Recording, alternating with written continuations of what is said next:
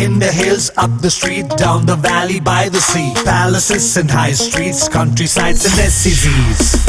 We've been here, we've been there, Veka's been just everywhere. ఇద్దరు YCP Rajya Sabha సభ్యులు jump. వాళ్ళు TDP కండువా కప్పుకోవడానికి ready అయ్యారు. మరో ఇద్దరు ఎంపీలు లైన్లో ఉన్నారని సమాచారం.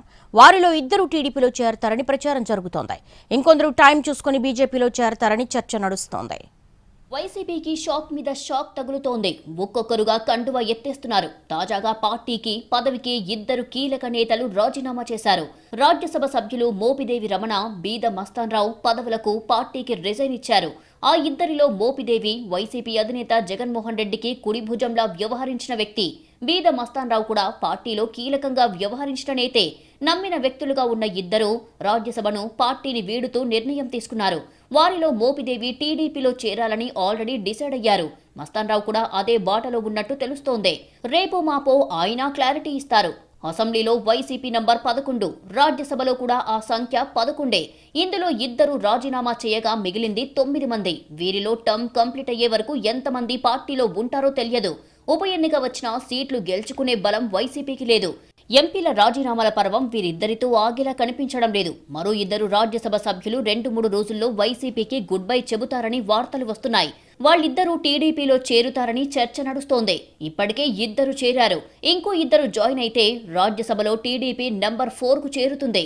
ఇక వైసీపీలో మిగిలిన వాళ్లలో ఇంకొందరు టైం చూసుకొని బీజేపీలో చేరుతారని ప్రచారం జరుగుతోంది. కీలక నేతలే పార్టీని వీడుతుండడంతో ఎమ్మెల్యేలు, కార్యకర్తల్లో గుబులు పుడుతోంది. ఓటమి తర్వాత వైసీపీ నేతలంతా చాలా వరకు సైలెంట్ అయిపోయారు. కౌంటర్లు లేవు, కామెంట్లు లేవు. అంబటి రాంబాబు లాంటి ఒకరిద్దరు తప్ప మిగతా వాళ్లు మీడియా ముందుకు పెద్దగా రావడం లేదు. నేతలంతా ఎవరి దారి వారు చూసుకుంటున్నారని రూమర్స్ వినిపిస్తున్నాయి. సైలెంట్ గా వైసీపీని వీడేందుకు సిద్ధమవుతున్నారని పార్టీలో టాక్ నడుస్తోంది. ఇటీవలే ఎమ్మెల్సీ పోతుల సునీత రాజీనామా చేశారు. ఆమె బీజేపీలో చేరుతారని ప్రచారం జరుగుతోంది. అంతకుముందే మాజీ ఎమ్మెల్యేలు ఆళ్ల నాని, మద్దాలిగిరి రిజైన్ చేశారు.